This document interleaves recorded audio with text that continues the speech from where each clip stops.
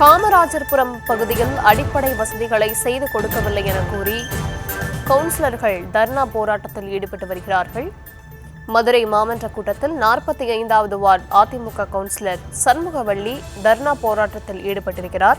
அடிப்படை வசதிகளை செய்து கொடுக்கவில்லை என்று கூறி கவுன்சிலர் தர்ணா போராட்டத்தில் ஈடுபட்டிருக்கிறார். மின் விளக்குகள் அணைக்கப்பட்ட போதிலும் தர்ணாவை தொடர்ந்து கவுன்சிலர் மேற்கொண்டு வருகிறார். மேயர் இந்திராணியின் ராஜினாமா ஏற்கப்பட்டதை அடுத்து கவுன்சிலர்கள் தொடர்ந்து தர்ணா போராட்டத்தில் ஈடுபட்டு வருகிறார்கள்.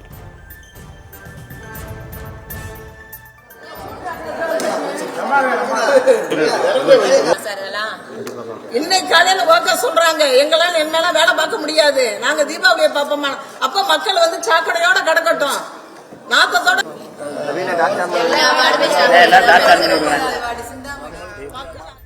விவரங்களை தர இருக்கிறார் செய்தியாளர் பாலமுருகன். பாலமுருகன், விவரங்கள் வழங்கலாம். மதுரை மேயர் ராஜினாமாவை தொடர்ந்து இன்று துணை மேயர் தலைமையில் மாநகராட்சி மாமன்ற அவசர கூட்டம் நடைபெற்றது. இந்த கூட்டமானது சரியாக 5 மணிக்கு நிறைவடைந்தது. அதாவது மாநகராட்சி மேயர் இந்திராணி குன்வசந்த் ராஜினாமாவுக்கு மதுரை மாநகராட்சி மாமன்றம் ஒப்புதல் அளித்துள்ளது என்று கூறி மாமன்ற கூட்டத்தை தேதி ஒத்திவைக்காமல் நிறைவடைந்தது. அதனைத் தொடர்ந்து கூட்டம் நிறைவடைந்தவுடன் அனைத்து எதிர்கட்சி கவுன்சிலர்களும் ஆளுங்கட்சி கவுன்சிலர்களும் வெளியேறிவிட்டார்கள்.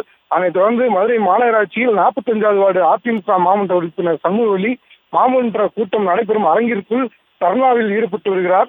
தனது வார்டில் சாக்கடை மற்றும் குடிநீர் பிரச்சனை இருந்து வருவதாகவும் அதனை விவாதிக்க இன்று வந்திருந்தேன். ஆனால் அவருக்கான அந்த வாய்ப்பை வழங்கப்படாமல் கூட்டம் தொடங்கிய 4 நிமிடத்திலே முடிக்கப்பட்டிருக்கிறது. ஆனால் எனது இந்த வார்டு பிரச்சனை தொடர்பாக மாநகராட்சி உரிய நடவடிக்கை எடுக்க வேண்டும் என மாமன்ற கூட்ட அரங்கிற்குள் தர்ணா போராட்டத்தில் தொடர்ந்து ஈடுபட்டு வந்தார்.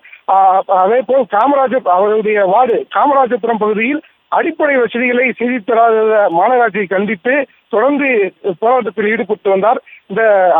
அவர் கூறியதாவது 5 முறை மாமன்ற உறுப்பினராக தேர்வு செய்யப்பட்டு மக்கள் பணி செய்து வந்துள்ளேன்.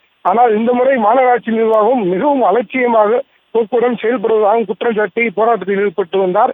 இதனை அறிந்த மற்ற அதிமுக கவுன்சிலர்களும் மாமன்ற எதிர்கட்சி தலைவர் சோலைராஜா அவர்களும் மாமன்ற கூட்ட அரங்கிற்குள் வந்து அவர்களுக்கு ஆதரவு தெரிவித்து அவர்களும் தற்போது தர்ணா போராட்டத்தில் ஈடுபட்டு வருகிறார்கள்.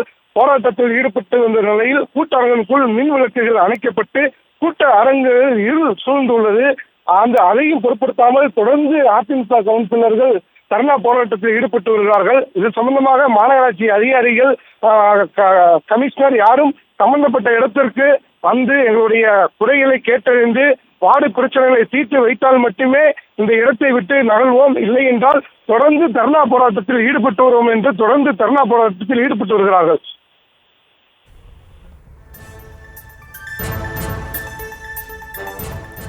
விவரங்களுக்கு நன்றி.